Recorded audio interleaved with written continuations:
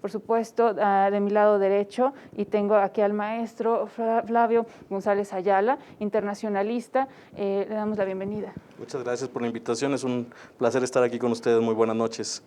Muy buenas noches. Y también ahora de mi lado izquierdo, Alberto Narváez Arochi, empresario en San Luis Potosí, expresidente también de nuestro centro. Gracias por acompañarnos en esta noche. Gracias a ustedes, buenas noches y mucho gusto, Fabio. Y bueno, para iniciar con este tema, todo el equipo de Canal 7, después de que estuvieron circulando muchas notas de la variación en los precios de la gasolina, y se escuchaba que en la Ciudad de México se estaba llegando casi a los 30 pesos y esto por litro, entonces empezó la alarma y después dijeron, en San Luis Potosí también está pasando, a lo mejor no en todas las zonas, no en todas las regiones, pero algo está sucediendo y esto tiene repercusiones y también puede tener un origen. Entonces hay varias versiones, pero primero chequemos la información del recorrido que hicimos en la zona altiplano. El precio del combustible no encuentra un equilibrio en San Luis Potosí, ya que en estaciones de servicio hasta en 25 pesos se ofrece el litro de Premium y muy cerca de los 24 el de Magna. Aunque las referencias de la Comisión Reguladora de Energía apuntan que el precio promedio de la gasolina Magna es de 21 pesos con 27 centavos, la Premium de 23 pesos con 6 centavos y el diésel se ubica en 22 pesos con 37, el costo del combustible ha disparado en diferentes puntos de la entidad. Tras el conflicto entre Rusia y Ucrania, en México, el sector energético comenzó a reportar variaciones. Tan solo en la capital del país el aumento rondaba entre 25 y 29 pesos. Al inicio de la situación entre Rusia y Ucrania se descartó desde el gobierno federal que el precio de la gasolina pudiese resultar impactado, bajo el argumento de que se ha seguido el camino de rehabilitación de refinerías. Sin embargo, la realidad es distinta cuando la población acude a llenar el tanque de su vehículo. Desde la academia se ha explicado que parte de las sanciones impuestas por varios países hacia Rusia fue no adquirir su petróleo, situación que provocó que en el mercado global exista menor oferta del recurso, lo que dio como resultado un incremento en el precio. Aunque se precisó que la guerra no afecta directamente en el precio de la gasolina, no obstante hay efectos negativos por el alza en el petróleo. Por ejemplo, al no ser México de los grandes productores del mundo, se exporta menor cantidad de petróleo. Es importante precisar que México adquiere gasolina de otros mercados y al ser el petróleo el principal insumo para la producción, si este aumenta de precio, los consumidores tendrán que absorber el costo. Con imágenes de Herrera, Paulina Rodríguez, Noticieros Canal 7. La situación en San Luis Potosí, Luis de Regil. Un tema sumamente interesante, los combustibles, el tema de los hidrocarburos, el tema de las refinerías. Maestro experto en temas internacionales, maestro Flavio González. Tema de los combustibles a nivel nacional y México no es líder en este rubro. Mira, la situación hay que explicarla. Para empezar, el conflicto entre Rusia y Ucrania parte de que las sanciones que se están haciendo contra Rusia para la importación de gas y de petróleo pues se incrementan. De hecho, lo primero que sucedió en cuanto empezó el conflicto fue que se elevaron los precios del barril del petróleo. La mezcla mexicana estaba más o menos en 55, estaba estimada todo el presupuesto de Pemex en $55 por el barril. Sí. Ahorita anda arriba de los 90, llegó hasta $115 por barril, lo cual va a representar un ingreso extra para el gobierno federal, para Pemex, que la situación de Pemex es muy delicada. En ese sentido va a haber ingresos, pero el problema es que la mayor parte de las gasolinas que se importan y por la refinación, entonces estamos importando gasolinas, aunque Pemex compró Deer Park en Texas, vamos a importar esas gasolinas. Al importarlas se incrementa el precio. ¿Qué es lo que está sucediendo? Incluso lo estamos viendo en la frontera México con Estados Unidos, en que mucha gente de Estados Unidos pasa a México a comprar las gasolinas porque en México están subsidiadas. Y en México van a seguir subsidiadas. ¿Cuál va a ser el problema con las gasolinas? Que, el ingreso que venga proveniente de la venta del petróleo crudo, se va a tener que subsidiar las gasolinas se van a tener que subsidiar y esto se va a incrementar.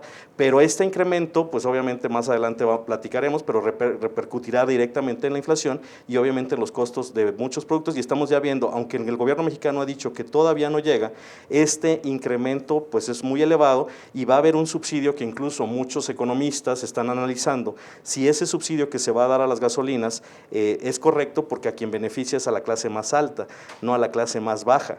Y al beneficiar a la clase más alta, de hecho, el costo es muy elevado cuando podría ser ingresos para el gobierno federal para resolver otro tipo de problemas. Sin embargo, el gobierno federal ha decidido que la gasolina se va a subsidiar. La pregunta es, ¿por cuánto tiempo van a subsidiar estas gasolinas mientras el conflicto sigue elevado? ¿Y qué tan equilibrado va a salir el exceso, el ingreso que va a tener el gobierno va a estarlo subsidiando? Es por qué tan prolongada vaya a ser la guerra.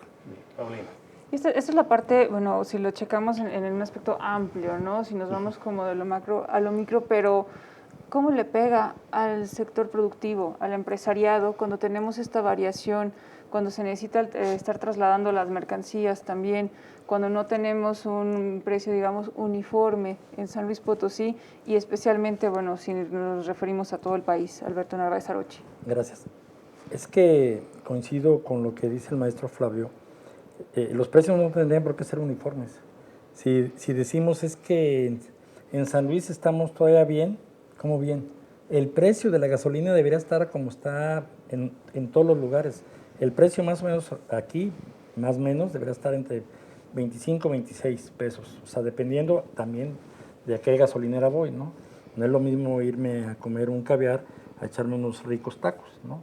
Son costos diferentes, perdón por la comparación.